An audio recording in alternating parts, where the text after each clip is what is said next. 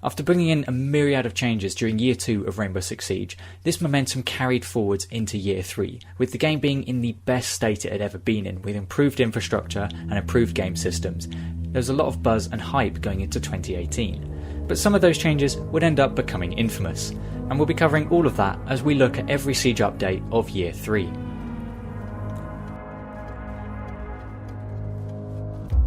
Hi there everyone, I'm TheGuyWithNoGamertag. And in March of 2018, we got Operation Chimera launching. This brought the new operators Lion and Finker and the Outbreak co-op mode. The Outbreak mode was phenomenal. It allowed 3-player cooperative missions, fighting hordes of zombie-like characters, with some sub-objective in between. This was a mode that I personally loved playing through. I had a blast playing it. There were great mechanics, and it was really enjoyable. It did have its own problems, such as when your teammate dropped out, you could not continue the mission if you failed a checkpoint, which really did suck. But overall, it was a fantastic mode. But the operators brought with it did become infamous for having universal one-button abilities. But there were some other very important changes made into this patch as well. Ella continued to receive nerfs after having been a terror amongst the game for the last few months. In this patch, her Scorpion SMG's recoil was increased, its damage was reduced, and she lost her impact grenades, which was replaced by the deployable shields.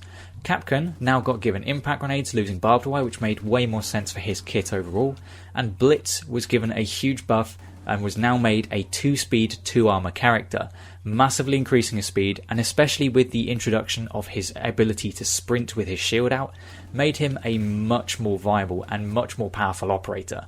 They also made a few changes to reloading. This included making it so the ammo countdown would only update when the reload was completed. You could no longer skip part of the animation where the ammo would load in a little bit too quickly or a little bit too slowly. But they also added in reload cancelling by aiming down sights. But perhaps a more important quality of life improvement was they added in resume steps to all weapons. This means that if you were started reloading and then for whatever reason started another action which would cancel it, if you, for instance, had already pulled the magazine out of the weapon, you wouldn't have to do that again when you wanted to complete the reload. You would then just go to the next stage. And they added in little intermediate steps, which meant that you didn't have to repeatedly go through the same animation, which was a nice quality of life improvement.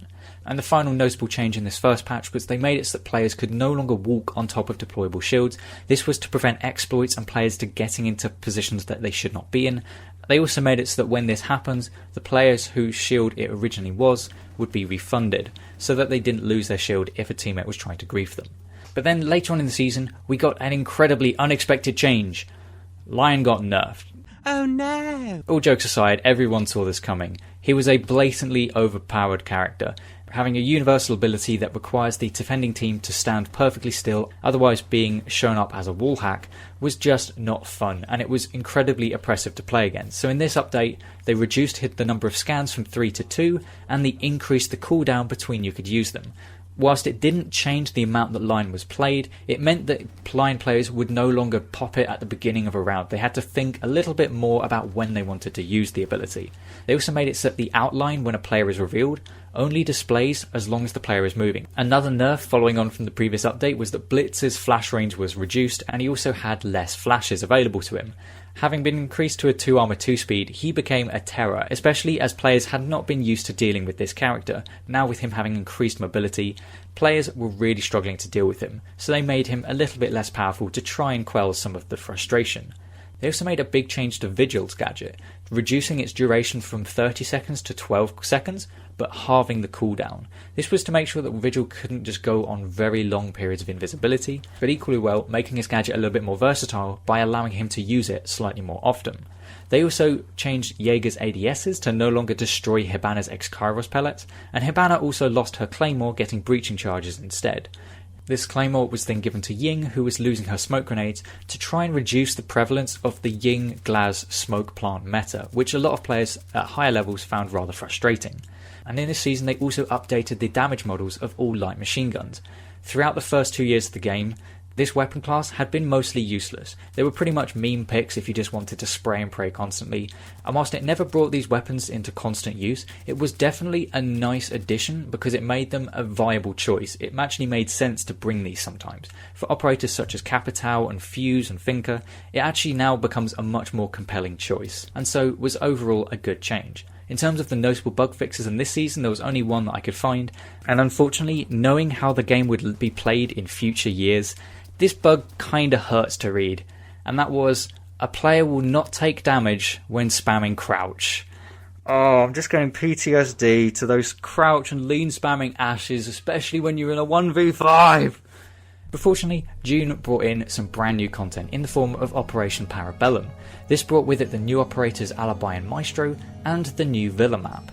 They also made a number of major balance changes in this season.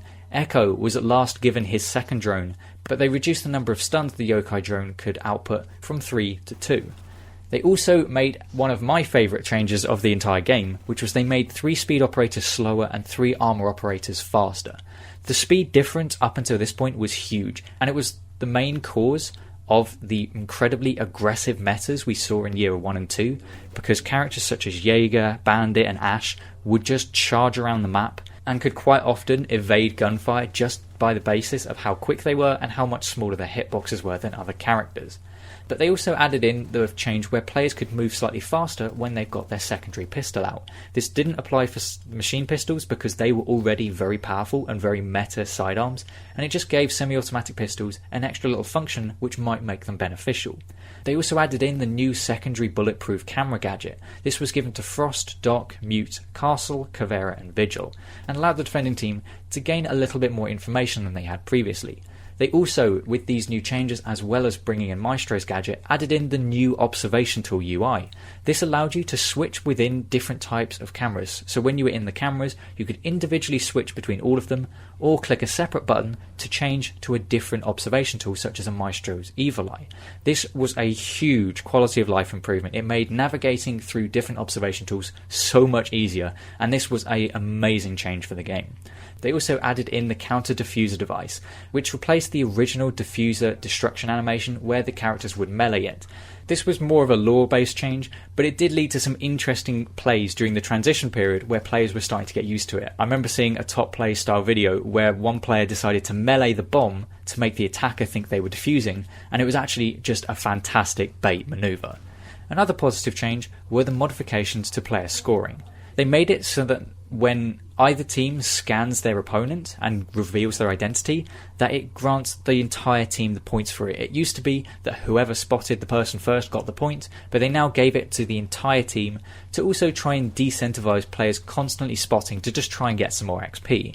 They also changed the score given for each gadget action to try and make them more consistent, to make sure that players performing extremely easy actions weren't just getting an overly inflated score because of it. They also made changes to the map pools, making it so that Ranked only had 11 maps and Casual now only had 17, and they also introduced the website R6 Fix. This was to allow players to report bugs, glitches and cheaters and post evidence and steps to reproduce this so developers could much more easily fix these issues. This is a feature I've used a couple of times myself, and it is a great addition to the game. Later in the season, they also added in some more important features and a load more balance changes. The main feature they added was they added in advanced drone deployment. This is one of my personal favourite features. This allowed players the choice that when they throw their drone, whether they instantly start looking through the drone or whether they can just throw it down and then look through it as and when they choose to. This allowed so many more little niche strategies to be used. One of my favourites is when you think there's a player near a window, you can throw the drone in, they will think you're on it, and they will quite often run out trying to aggressively kill the player that they think cannot fight back. But lo and behold, you're waiting for them and you manage to get the kill. Baiting people like that was really fun, and it's just a setting and choice that I've really enjoyed them adding into the game. And with regards to the balance changes, they started out by making some changes to Finka. Like Lion, she had the problem of having a universal ability, which required the press of a single button. But at this point, she wasn't a all-powerful operator. She had a fairly high win rate, but a rather low pick rate. So to try and change this, they halved the duration of her ability and made the aim down sights time reduction whilst the ability was active less powerful. They replaced her stun grenades with frag grenades, and they made it so that when you've got her ability active within the range of Smoke's gas grenades, less powerful, giving boosted players a little bit more time to try and evade this ability. They also took away IQ's frag grenades, and they reduced the range of her gadget. Dokkaebi lost her claymore, and they also made some more nerfs to Blackbeard, reducing his shield HP from 60 to 50, but they did also buff his movement speed. They also nerfed the damage of Glaz's OTS-3 sniper rifle, Blackbeard's SR-25 DMR, and Twitch's F2 assault rifle. And after the previous upgrades, they decided that Jackal still was in a bit of a weak place, and so increased his scan range from 5 meters all the way to 8 meters. They also increased the damage for Frost's SMG and her Super 90, as well as Blackbeard's Mark 17. And the final balance change was they also increased the amount that players are slowed when they're in barbed wire. The season overall brought in a lot of good content, a lot of new features that were really good, but it also had a good couple of amusing bug fixes. My personal favourite of those was that you could load 3 rounds into the boss G with certain steps.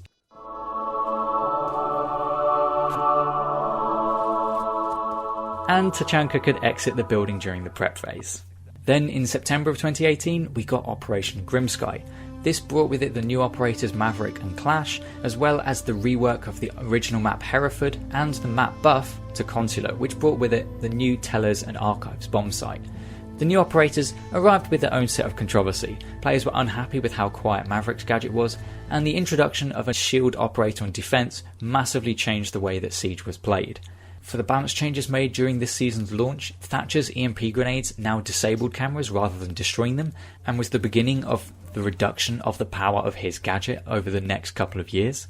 They made Twitch's drone a little bit noisier, and Sophia lost one of her concussion grenades, reducing it from 4 to 3. They also made it so that Glaz could no longer destroy castle barricades with his OTS-3 sniper rifle, and they also made some changes to reinforce hatches. Firstly, the players could now partially destroy them. Previously, it was very binary, especially with an operator like Hibana. It was either a case of you completely destroyed the hatch, or if you destroyed enough of the pellets, you would not destroy it at all. They now made it so that if any Hibana pellets detonate, that area will be destroyed, but you've acquired 4 total to completely destroy the reinforced hatch. They also added in the automatic random operator pick for players who are AFK during the operator selection phase, and they finally made it so you could mute individual players rather than the entire team. They also added in dynamic resolution scaling on consoles to try and provide more consistent performance, and they changed the map pools again so that Ranked now had 12 maps and Casual had 18 again. Later on in the season, they made it so that players who were kicked for team killing would be banned on their first offence. Previously you'd just get kicked out of the game and then instantly re-queue, but now you would get a 30-minute ban, and the penalties would scale the more times you got kicked for team killing. They also brought in some nerfs to Clash due to the amount that she was frustrating players, increasing the time it takes to swap to her secondary weapon, increasing the time before her shield's shock ability will start to recharge, and allowing attackers to recover from being shocked faster. And the other notable balance change was that they reduced the recoil of the Vector and the SMG-11. In terms of the notable bug fixes in this season, they managed to fix the problem where when you placed a deployable shield perpendicular to a window, attackers could not rappel into it. This was an annoying exploit that I remember being particularly prevalent on Cafe Dostoevsky, but thankfully they fixed it and this has no longer been a problem since. They also fixed a bug which allowed Clash to start shooting her weapons before it was on screen, and she could aim down sights instantly after unequipping her shield. These were unintended features and made her unnecessarily strong at fragging, considering that she was a shield operator. Then in December we got the final season of Year 3, Operation Win Bastion. This brought with it the new operators Nomad, Kaid, and the new Fortress map. For the balance changes in the first patch, Mute got given the SMG-11, which also had been given increased damage in this update. This was to make him considerably more versatile. Up until this point, very few people would use Mute with his shotgun, because that left him incredibly range limited, but now adding in the SMG-11 made it a viable choice to either go for the MP5K or to choose the shotgun with the SMG-11. Clash continued to be in a terrible place of being underpicked and underperforming, so the developers decided to increase her shock damage from 3 to 5. Lesion's T5 submachine gun had its damage reduced to try and reduce his overall power as an operator, and they yet again reduced the number of Zophia's concussions from 3 to 2 to try and reduce her overall utility. They also changed the throwing arcs of a lot of throwable items and throwable gadgets to make sure that they were consistent so that players knew how far they would go, except for heavy gadgets such as the Nitro Cell. They also began adding in area of effect, visual effects for gadgets, such as for Nomad's air jabs and K's electric claws, just so players had much more information as to whether their gadget would achieve their selected goal. They also decided to remove night maps from Ranked to try and make it more competitive, and they didn't want players being the Dark Corner McDougal. In later updates, they nerfed Nomad and Kaid's 44 mag secondary weapon, increasing its recoil and reducing its damage. They also gave Nomad a claymore instead of stun grenades, and they made the throwing curve of Valkyrie's black eye cameras slower to try and reduce the maximum distance that she could throw her cameras, because the developers felt that it was a bit too far before this point. They also made some major changes to the operator Chimera.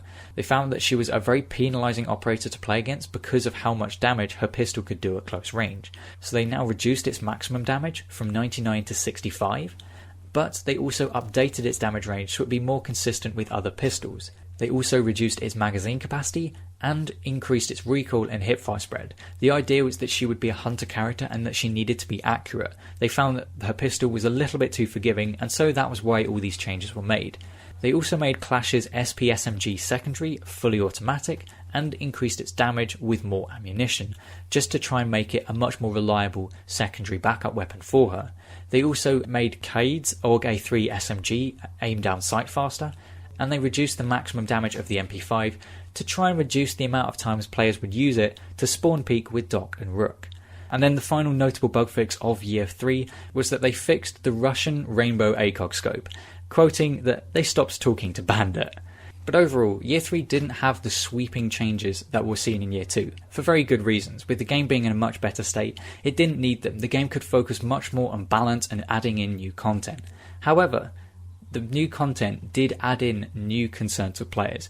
The one button press universal abilities that had started being introduced near the end of Year 2 had really put a dampener on a lot of players' enjoyment, and even led to what some players dubbed the toxicity meta, where players would run combinations such as Lion, Jackal, Dokkaebi, Blitz and Finka, leaving the defenders feeling pretty much powerless against such a combination.